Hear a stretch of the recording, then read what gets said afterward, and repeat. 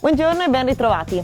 Oggi parleremo del ruolo fondamentale che il groom, l'artiere e il cavaliere hanno sia nella prevenzione che nella diagnosi precoce di molte patologie nel cavallo. Quando si entra nel box del proprio animale o dell'animale che si ha in custodia, è fondamentale prendersi un paio di minuti per controllare lo stato di salute dell'animale.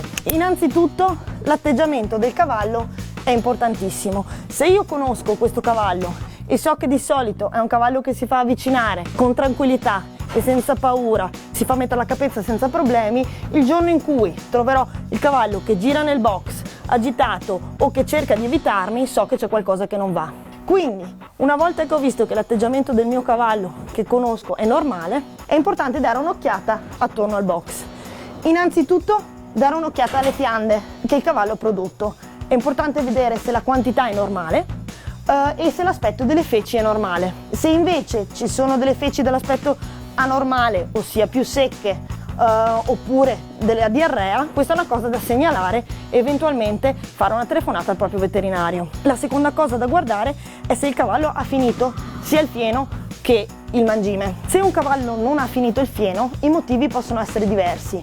O il cavallo sta male, oppure il cavallo è uno di quelli che mangiano molto lentamente, di conseguenza se il fieno è stato dato un'oretta prima può essere normale, oppure c'è qualcosa che non va con il fieno.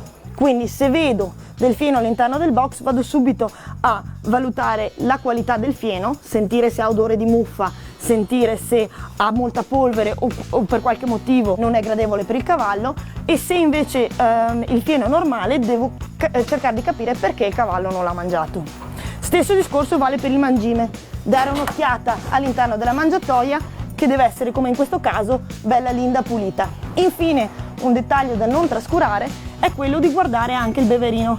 Spesso può succedere che i cavalli sporchino il beverino o mettendoci dentro del fieno, oppure a volte girandosi fiandano e delle scibale entrano all'interno del beverino.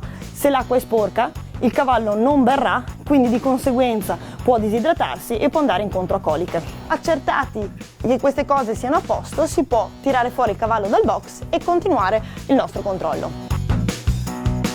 Con il cavallo fuori dal box, un'occhiata veloce a tutti e due i fianchi, sia il sinistro che il destro, ci permette immediatamente di vedere se ci sono delle ferite, se ci sono dei gonfiori anomali o altre cose sospette. Dopo aver dato un'occhiata generale, è opportuno andare in profondità e guardare tutti gli arti del cavallo. Questo perché bisogna conoscere gli arti del proprio cavallo in modo da poter immediatamente vedere se ci sono dei gonfiori o dei calori anomali. Questo perché possono essere un sintomo di un problema ortopedico in divenire.